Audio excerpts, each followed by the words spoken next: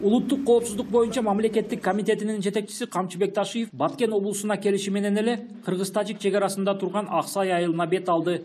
Аксай айылында топтолуп турган эл менен жолугуп, акыркы күндөрү чек арада болуп жаткан окуялар тууралуу өз оюн билдирди. Тажикстан биздин коңшу мамлекетибиз менен чектешкен жеринде бүгүнкү күндө 460 километрге жакын такталбаган же болбосо чечилбеген бүгүнкү күндө чек арабыз бар.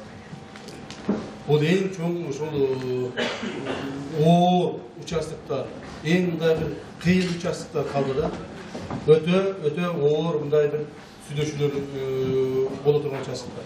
Бирок буларды оор деп эле биз таштап койбосок, Кудай буйрса булардын баарын чечебиз. Аксай айылынын тургундары УКМКнын төрагасы менен болгон жолугушууда чек арага байланыштуу бир катар маселелерин айтып, жана курулушу токтоп калган объектилер тууралуу билдиришти. Анан биздин урматтуу президентибиз Садыр Нуркожоевич өзү келип көрүп, январь айында бүтүргүлө деп тапшырманы берген көпүрөнү толугу менен тажик келишүүсү менен токтоп калды. Урматтуу Кыдыршаевич буюп.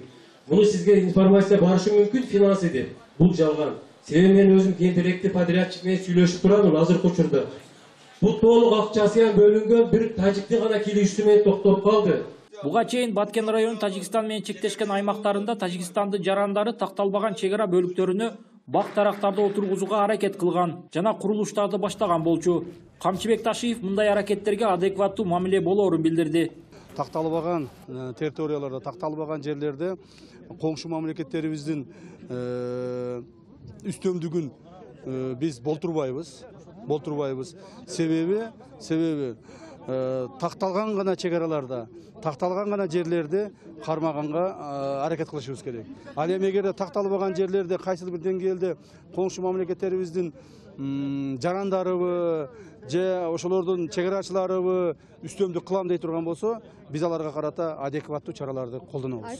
Аксай эли менен болгон жолугушууда УКМКнын төрагасы чек ара маселесинен сырткары коррупция тууралуу да айтып, жакынкы күндөрдө чоң кызматтагы атка минерлер камаларын ачыктады. Улан Маккамбаев, Салам медиа үчүн.